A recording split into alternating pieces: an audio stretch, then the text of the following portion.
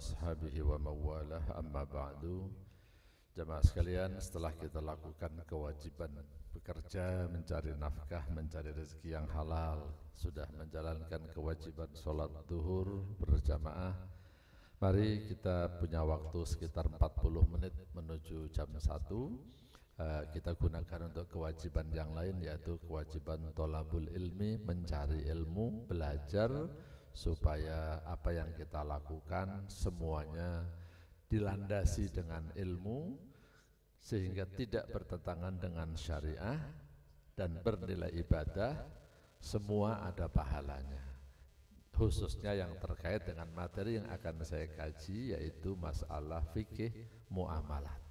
Nah, tema yang dipilih oleh DKM ya. Saya minta bantuan ke DKM untuk memilih tema ya. Saya sudah punya tema sekitar 70 sampai 80 tema. Sebagian ada di buku, yang bukunya sudah saya taruh di sini. Di rak buku kayaknya ada, sebagian belum ada di buku ya. Jadi tolong dibantu, nanti saya bulan depan minta tema ini. Jadi saya enak itu, temanya udah dipilihin ya. Nah, tema yang kita bahas masalah salam atau istisna dalam bahasa fikihnya, bahasa gampangnya pesanan atau inden. Begini jamaah sekalian, dasar pemikirannya awalnya begini. Dalam setiap transaksi tidak boleh ada gharar. Gharar itu ketidakjelasan. Karena itu Islam ya, dalam hadisnya Rasulullah menjelaskan melarang kita melakukan bai'ul ma'dum atau menjual barang yang belum ada wujudnya. Sesuatu yang belum ada wujudnya enggak boleh ditransaksikan, baik itu transaksi jual beli maupun transaksi yang lain. Contohnya, saya ngasih contoh pernikahan aja ya. Bapak kalau misalnya yang belum nikah, mau enggak saya nikahin? Saya bilang misalnya, saya nikahkan kamu dengan anak perempuan saya. Mana Ustaz anaknya? Anaknya belum jadi misalnya. Ntar kalau saya udah lahir, anaknya udah lahir, terus tapi saya akadkan sekarang, tapi anaknya belum ada. Kira-kira mau nggak Pak? Nah, begitu pula dalam jual beli, prinsipnya aslinya nggak boleh menjual barang yang nggak ada wujudnya. Saya jual rumah, mana rumahnya? Ntar setahun lagi baru jadi. Saya jual mobil, mobilnya kapan? Inden, 2 tahun baru dicetak, baru diproduksi. Saya jual apalagi misalnya baju, ya, baju seragam sekolah, kapan? Ntar 2 bulan baru jadi. Udah disuruh bayar, ya kan? Ini kan terjadi kan dalam kebiasaan. Nah, jadi prinsip dasarnya aslinya jual beli dengan sistem pesanan atau inden atau pre-order itu aslinya nggak boleh. Nggak bolehnya kenapa? Karena belum ada barangnya. Nah, ini aslinya seperti itu. Ini kaidah dasarnya. Nah, sekarang ternyata gitu loh ya. Ternyata ditemukan hadis ya, ditemukan hadis ini. Artinya hadis yang pertama tadi melarang kita menjual belikan sesuatu yang belum ada wujudnya. Tapi hadis yang kedua menjelaskan hal ini. Yaitu apa? Hadis yang menjelaskan bahwa sahabat-sahabat Nabi itu ya, ketika Rasulullah datang di Madinah, sahabat-sahabat Nabi itu sudah melakukan jual beli dengan sistem pesanan. Jangka waktu pesannya itu sampai 2 hingga 3 tahun. Yang dipesan apa? Yang dipesan kurma, makanan. Jadi ada sahabat, saya pesan dong kurma ajwa misalnya, kawan, setahun lagi buat musim haji tahun depan, buat Ramadan 2 tahun yang akan datang. Lah, tapi nyatanya kok ada jual beli dengan sistem pesanan. Nah, akhirnya Rasulullah menyampaikan satu kaidah di sini, man aslafa fi syai'in fa fi kailin ma'lumin wa waznin ma'lumin ila ajalin ma'lumin. Ini menjadi kaidah utama ya dalam masalah bai'us salam atau pesanan. Jadi Rasulullah memberikan kaidah, kalau kalian mau melakukan jual beli dengan sistem salaf, salaf itu sama dengan salam. Salam itu artinya duluan, bukan salam. Kalau yang antum assalamualaikum itu ada alifnya, salam. Kalau ini salam, tidak ada alifnya ya. Beda makna Pak. Ada alifnya dengan enggak ada alifnya. Salam itu artinya pesanan. Salam itu aslinya sebenarnya artinya duluan. Jadi orang salaf itu orang duluan. Ulama salaf, ulama zaman dulu. Salaf itu persamaan katanya salam, ya. Nah, salam itu artinya duluan. Artinya apa? Bayar dulu, transaksi dulu sebelum ada barangnya. Nah ternyata hadis ini menjelaskan boleh dong kalau begitu. Yang penting ada apa? Ada kaidahnya. Kalau kalian melakukan salam itu harus takarannya jelas atau timbangannya jelas dan waktu serah terimanya jelas. Itu Pak. Jadi kadang-kadang memang ada dua hadis yang kelihatannya berbeda. Ini kalau saya jelasin terlalu panjang nanti. Makanya maaf ya. Kalau belum belajar ilmu usul fikih, belum belajar ilmu hadis, maaf ya sekali lagi istilah kasarnya sampai jangan sok tahu. Kadang-kadang itu orang sok tahu dia nggak belajar usul fikih, nggak belajar mustalah hadis ya. Cuman baca hadis sendiri, ditafsirin sendiri, seenaknya sendiri. Udah gitu kadang-kadang merasa hebat, merasa lebih pinter, nyalahin ulama-ulama yang sudah senior. Itu Imam Syafi'i salah, itu kan ada hadis begini, itu kan banyak begitu kan.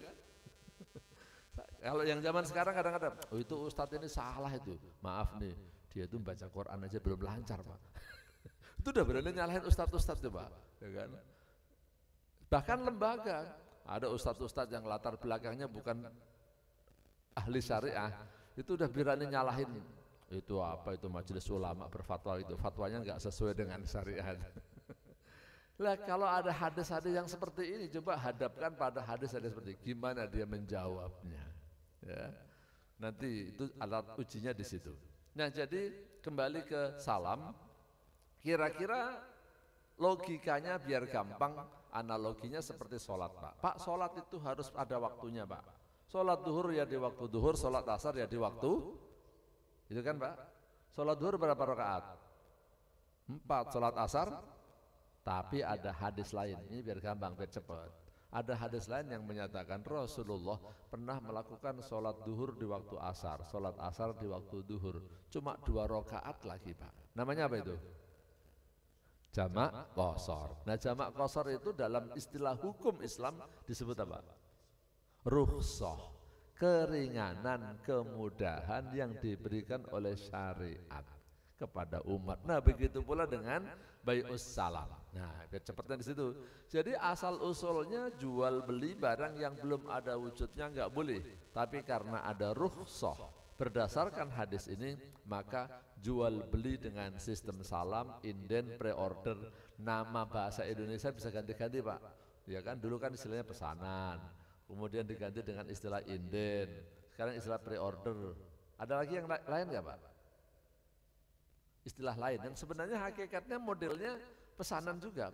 Intinya jual beli barang yang belum jadi. Itu kalau Bapak beli properti yang sekarang model sekarang ada NUP. Apa itu NUP Pak? Belum tahu ya? Oh, coba sekali-kali Pak ya. Banyak itu Pak sekarang. Biasanya rumah susun, maksudnya jenis apartemen, kondotel gitu, bukan rumah tapak atau rumah yang rada-rada keren sedikit. Nah itu residen atau apa real estate itu ya. Seringkali pengembang menggunakan sistem NUP. Apa sih kalau nggak salah kepanjangannya itu nomor urut pembeli. Jadi ketika dia mau membangun sebuah perumahan atau apartemen, dia cuma menawarkan konsep. Nih loh, saya punya konsep seperti Pak. Tapi konsepnya belum dibuka. Kalau Bapak kepengen mau lihat konsepnya secara jelas, nah Bapak daftar dulu, bayar NUP. Oh, itu cara developer pinter-pinternya marketing ya. Biar Bapak penasaran, suruh bayar dulu NUP. Bapak jangan khawatir, nanti kalau nggak jadi duitnya balik. Nah, itu sistem NUP. Yang penting kan orang datang dulu rame, kemudian dia sempat menjelaskan. Bapak nanti dikasih makanan, dikasih minuman kok ya. Jadi yang saya mau tekankan adalah istilahnya nanti bisa beda-beda. Tapi dalam fikihnya ini namanya bai'us salam atau istisna. Apa bedanya salam dan istisna? Oke, saya mau sampaikan secara singkat.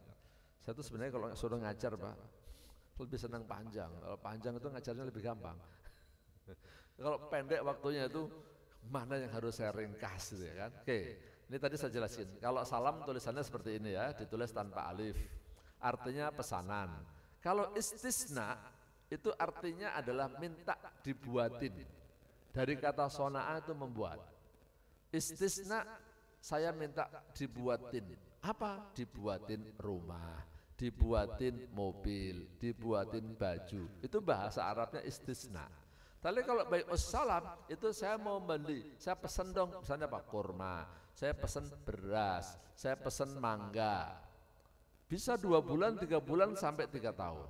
Nah, apa ini bedanya? Bedanya kalau salam tuh kira-kira barang-barang yang diciptakan oleh Allah yang manusia itu punya peran sih dalam mengadakannya, tapi nggak bisa memastikannya. Tapi kalau istisna itu model barang yang memang dibuat manusia. 99% manusia bisa menentukan bentuknya. Bentuknya rumah, bentuknya mobil, bentuknya baju. Nah ini pakai bahasa salam sama istisna, beda Pak ya. Jadi kalau salam itu konteksnya menjual beli, kalau istisna konteksnya adalah minta dibuatin. Jadi kalau rumah sebenarnya bukan salam, istisna. Kalau mobil istisna. Tapi kalau padi, beras, gandum, kurma, nah itu cocoknya namanya salam. Nanti ada ketentuan yang berbeda ya. Oke, sedikit.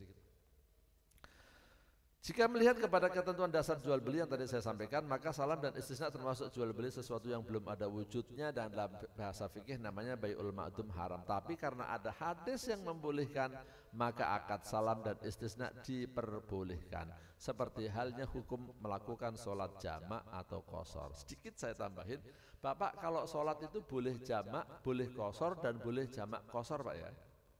Jamak itu artinya dikumpulin, duhur dengan asar, atau asar dengan duhur. Kalau qashar itu dipendekin doang tapi gak dijamak.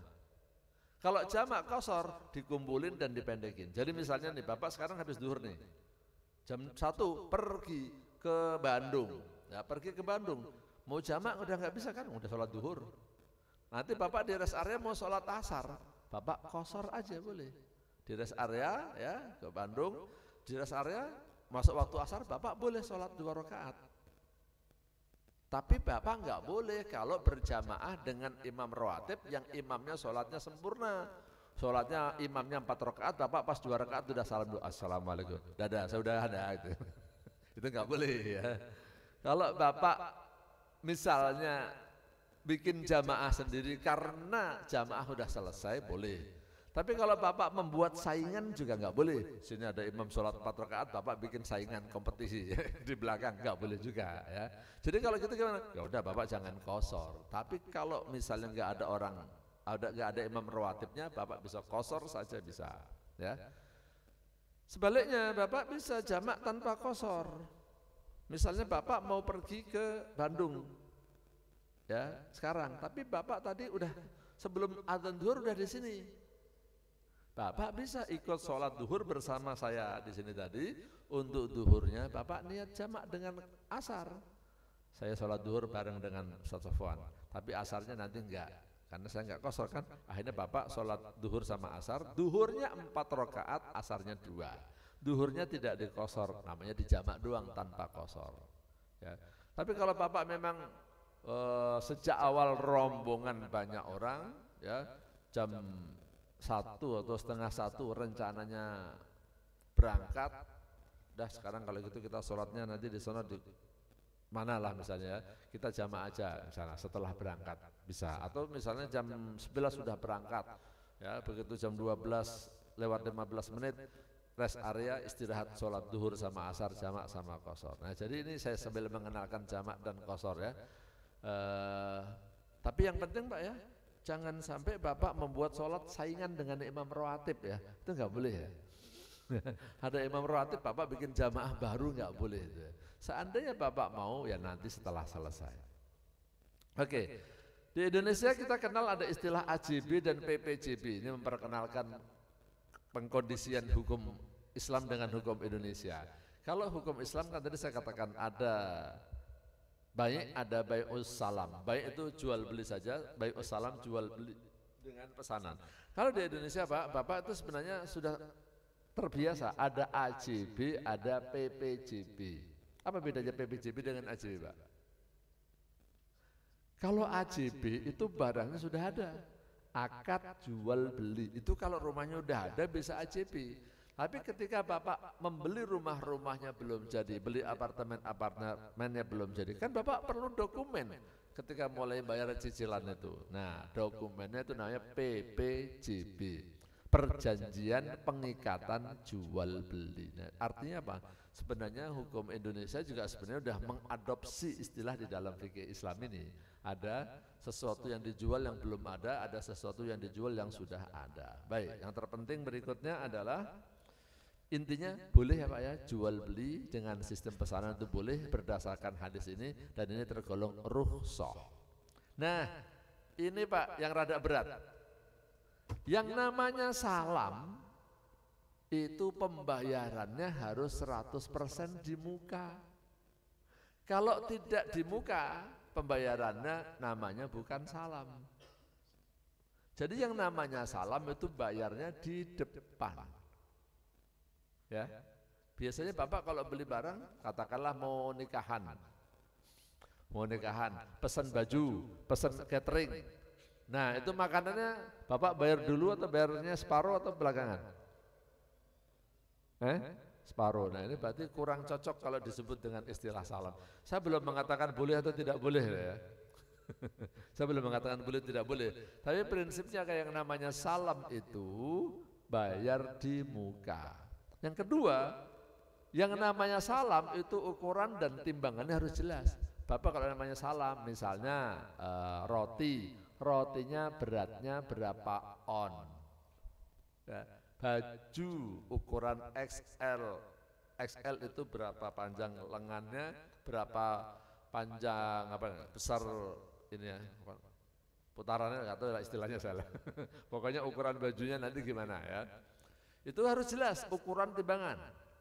Mangga berapa kilo. Kalau nggak jelas nggak bisa masuk ke dalam salam. Nah Bapak kalau beli bakwan dengan sistem catering, saya pesan bakwan dong, misalnya 100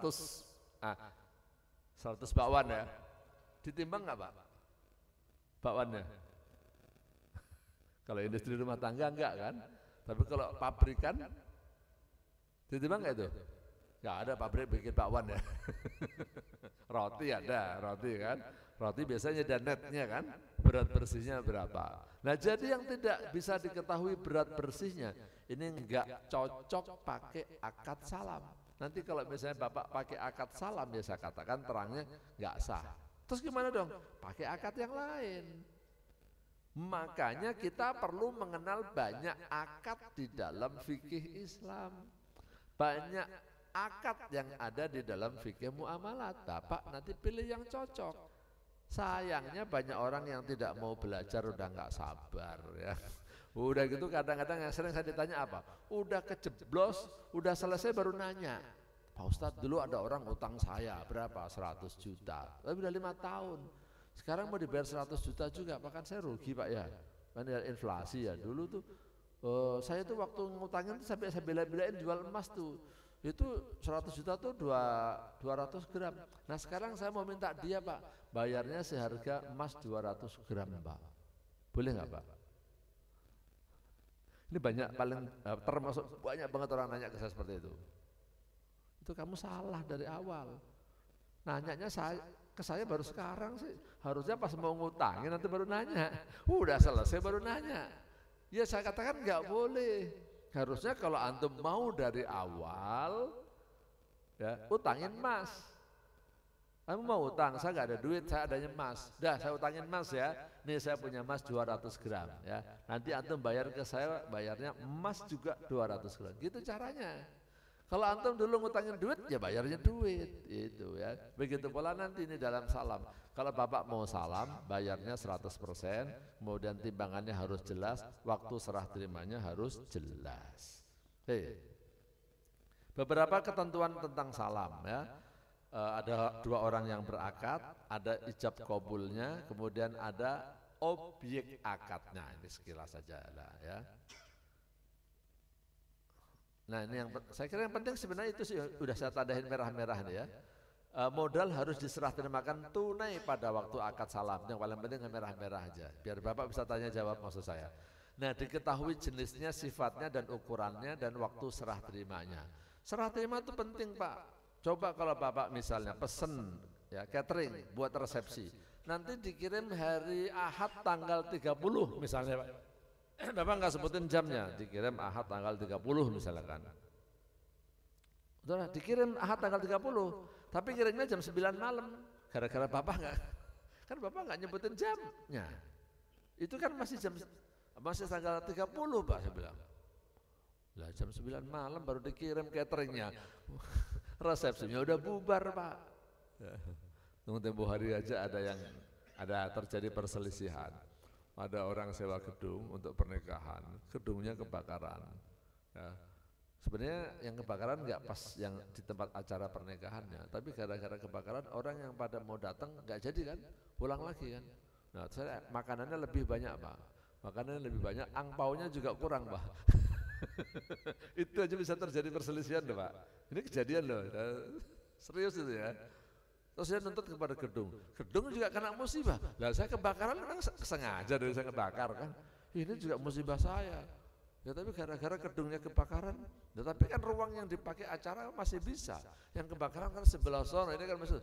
Ya tapi gara-gara ada kebakaran orang pada ketakutan. Nah, terus ini salah siapa nih Pak? Ini masalahnya angpaunya itu jadi saya tekor Pak katanya. Ini serius loh Pak, ini kejadian loh. Ini kejadian ya. Nah jadi inilah tentang salam. Nah terus apa yang saya mau persingkat ya. Pak, apa bedanya dengan istisna Pak? Kalau istisna, biar cepat nih. Kalau istisna tadi saya katakan itu barang-barang yang dibuat oleh manusia. Seperti baju, mobil, dan rumah. Itu cocoknya namanya istisna, bukan salam. Nah kalau istisna, pembayarannya tidak harus tunai di depan. Tetapi waktu serah terimanya tidak harus fix. Ya. Yang penting jadi sesuai dengan spesifikasi. Itu kalau istisna.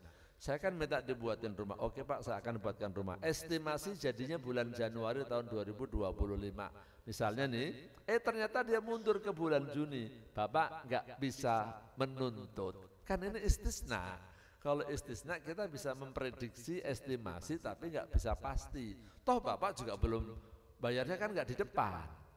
Beda kalau salam. Kalau salam kan Bapak udah langsung kasih duit nih 100%, tek dah. Tapi jadiin pada tanggal sekian ya, harus ada barangnya tanggal sekian ya. Nah itu Pak. Yang terakhir, nah saya mau cepet banget nih ya, karena saya lihat jamnya udah 12.45 ya.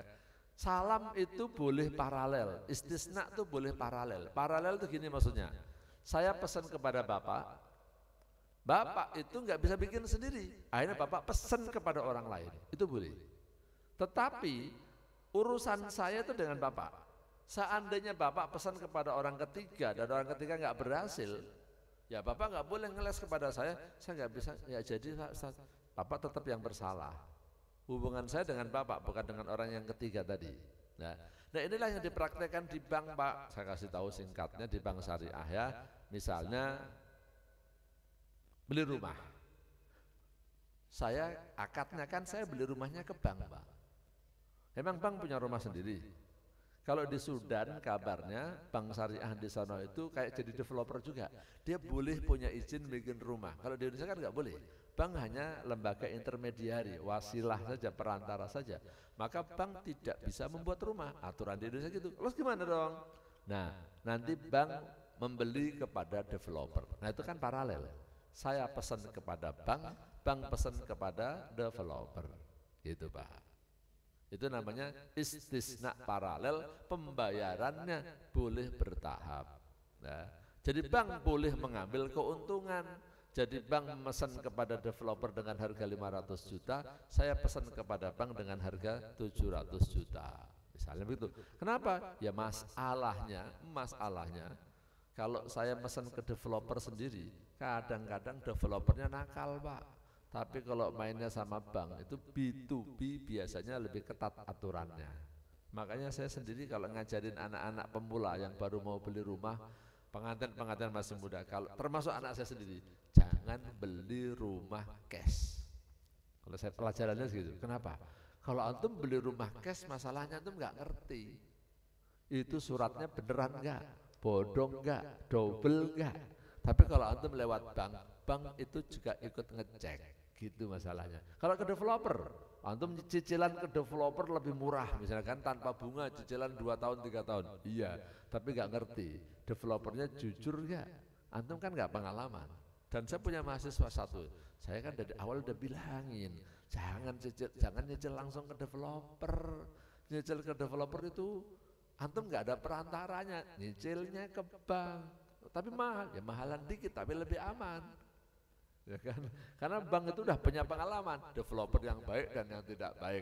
Supaya developer itu tidak nakal, nanti berhenti di tengah jalan gimana caranya. Dia udah punya mekanismenya. Jadi kalau orang yang baru mulai beli, saya katakan, kalau menurut saya sih jangan pernah membeli rumah secara cash. Ini kalau ilmu saya. Ya, setuju atau tidak nggak apa-apa, ini selera saya. Ini bukan masalah halal haram, ini masalah selera. Kalau saya bilang jangan pernah membeli cash kalau properti.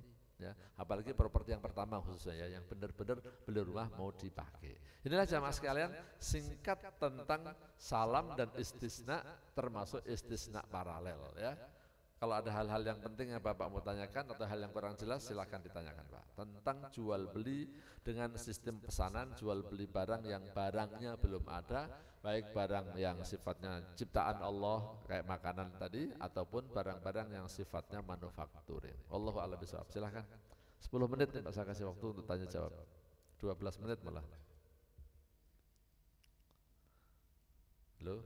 Ya silakan.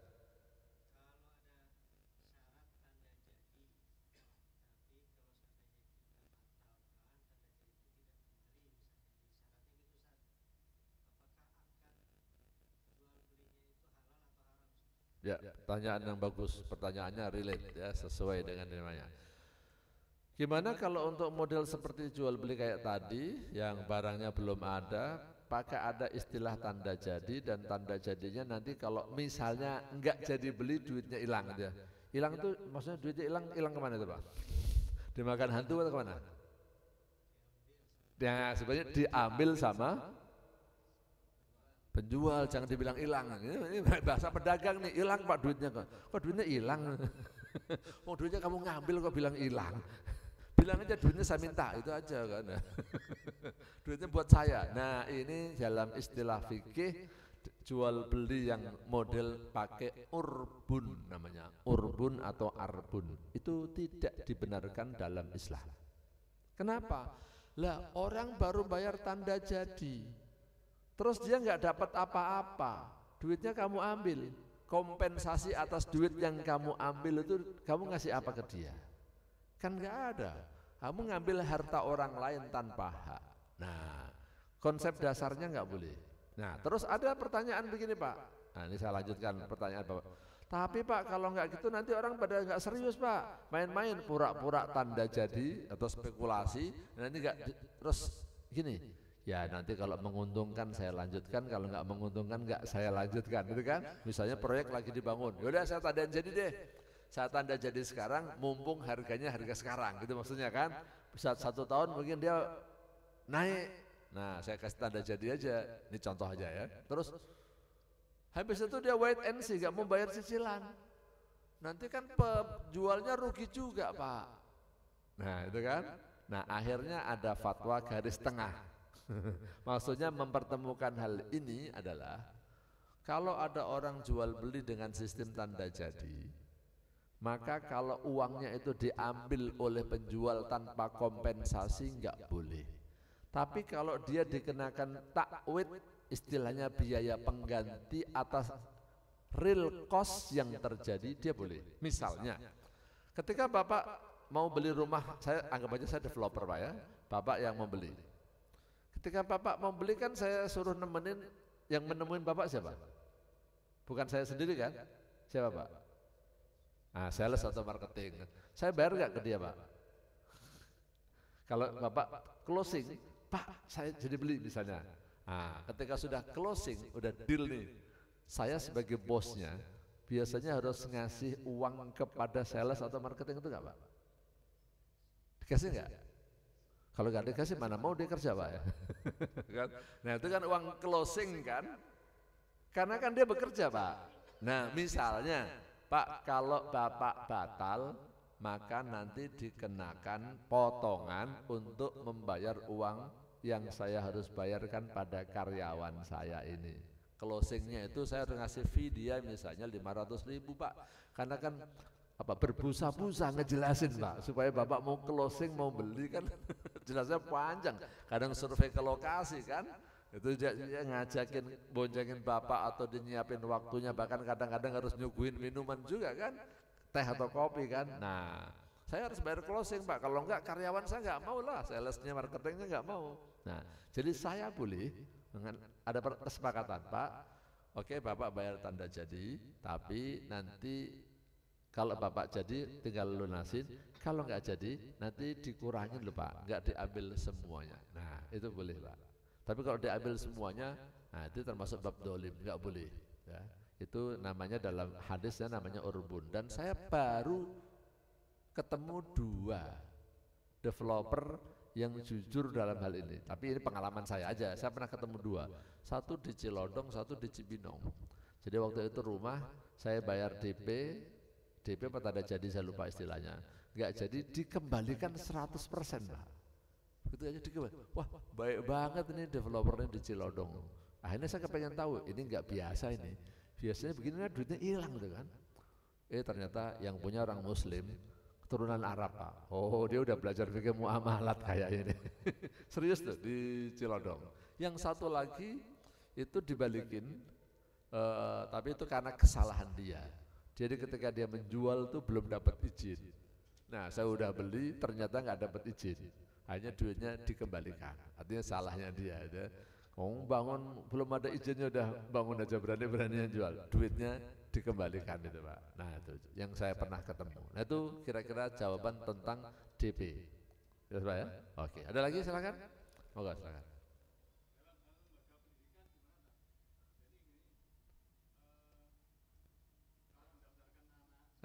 Terus gak jadi itu ya.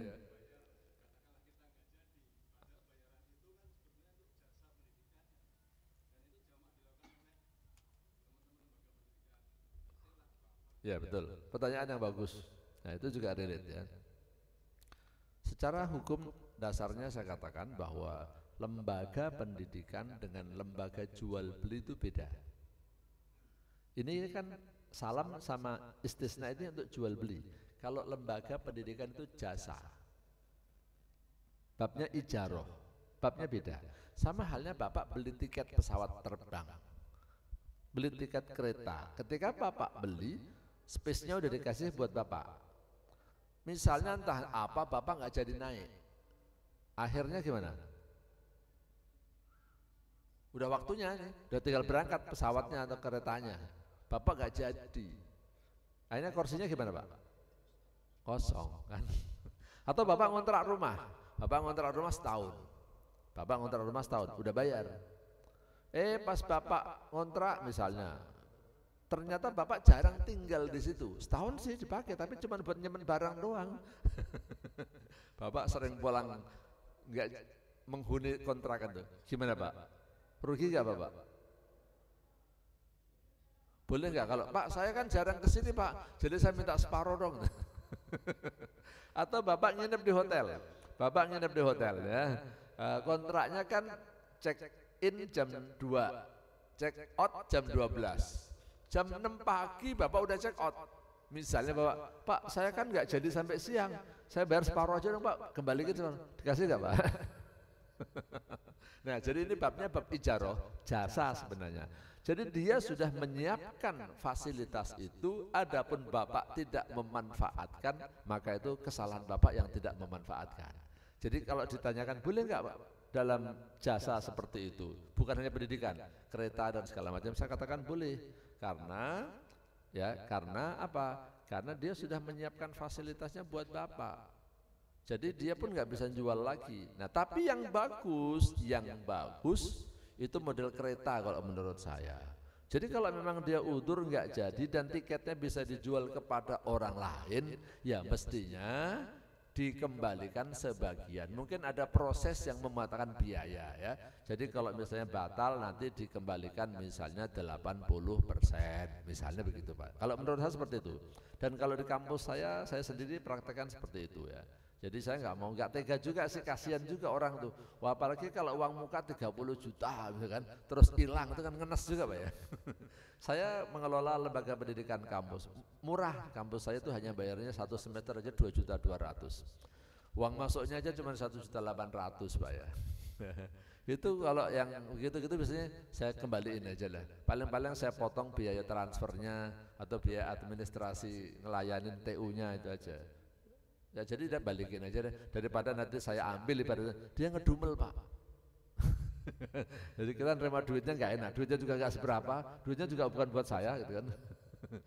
Ibaratnya kalau saya gitu kan, duitnya buat lembaganya, bukan buat saya pribadi kan. Yang kedua, nanti kalau di lembaga ada duit yang dia tuh, yang punya duit itu ngedumel tuh, menurut saya kok kayak jadi nggak berkah itu kan. Nah kalau saya kasih seperti tadi, mudah-mudahan berkah. Yang ketiga, istilahnya kepuasan pelanggan lah. Kalau dia nggak jadi, udah dia mundur, duitnya tarik lagi, tarik aja, udah nggak apa-apa. Ya, biar dia nanti cerita kepada orang lain. Oh kalau di sana tuh enak tuh, aja kalau mundur duitnya dibalikin tuh. Nah itu harapan saya unsur berkahnya dan dia promosinya. Nah itu sampai sejauh ini sih alhamdulillah kampus yang saya kelola sih bagus-bagus saja. Sampai pandemi pun nggak ada masalah kemarin. Pandemi orang-orang pada turun, jumlah mahasiswa yang masuk di saya malah meningkat ya. Malah meningkat kan, sampai sekarang masih eksis ya. Jadi saya kembaliin aja nggak apa-apa. Dan nyatanya sebelum saya mengelola, ketika dikelola oleh yang lain, saya bagian keuangan dulu, bukan bagian keuangan kan. Dulu biasanya hilang gitu. Kalau batal ya hilang. Tapi begitu saya bagian keuangan, ya saya kembaliin aja. Nyatanya justru keuangannya malah nggak minus. Dulu minus terus Pak. Jadi kalau saya bilang ini, teman saya bilang ini manajemen langit, saya bilang katanya. Saya cari berkahnya aja daripada orang ngedumel. Bahkan terakhir waktu pandemi itu beberapa mahasiswa yang sudah lulus nggak bisa bayar Pak, masih punya tunggakan. Dah sekarang gini, ini lagi pandemi gini, dah ijazahnya saya bagikan kepada antum, antum tetap punya utang, nanti kapan nanti punya kemampuan nanti bayar. Itu jujur saja, nanti bayar masukin ke kas lembaga, ke rekening lembaga, saya bilang ya. Ya saya cuma ngarepin mudah-mudahan Allah memudahkan urusan kampus ini ketika saya memberikan kemudahan pada antum, itu aja dah.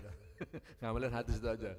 Dan nyatanya alhamdulillah benar loh Pak, itu dari fikih ini saya bilang ya sebenarnya sih boleh aja saya, kamu belum bayar ya nggak saya kasih ijazahnya, tapi saya nggak tega juga tuh Pak ya.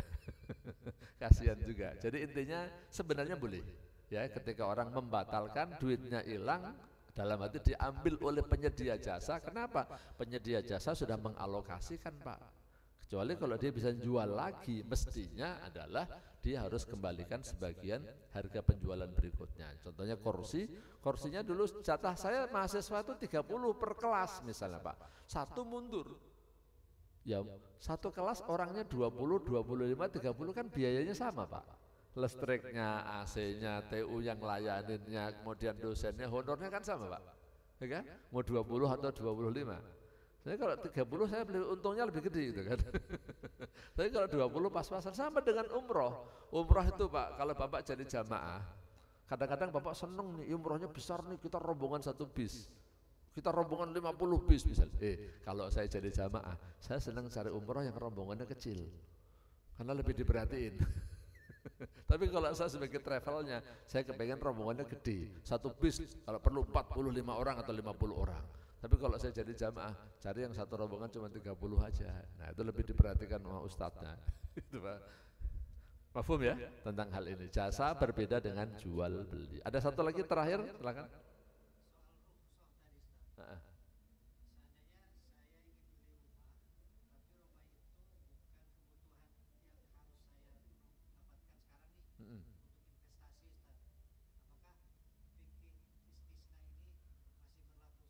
Oke, kalau saya membeli rumah bukan sebagai kebutuhan pokok, apakah hukum tentang istisna dan salam masih tetap berlaku? Jawabnya masih, ya, masih tetap berlaku. Fikihnya ini sebenarnya sama, cuman tadi yang saya tambahkan itu pendapat saya, Pak, kalau beli rumah mendingan jangan cash. Itu selera saya pribadi.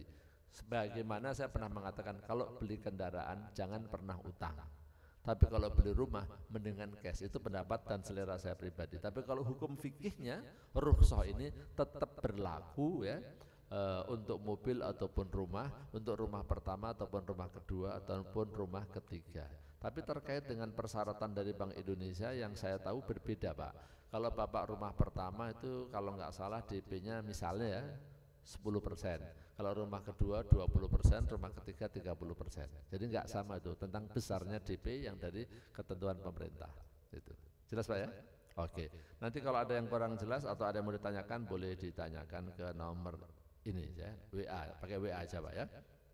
Karena kita ngajar waktunya sangat singkat ya, waktunya sangat singkat. Jadi kalau misalnya ada hal yang kurang jelas, Bapak boleh tanyakan nanti lewat WA. Demikian yang bisa saya sampaikan, mudah-mudahan bermanfaat. Allahu a'lam bishawab. Subhanakallahumma wa bihamdika asyhadu an la ilaha illa anta astaghfiruka wa atubu ilaik. Wassalamualaikum warahmatullahi wabarakatuh.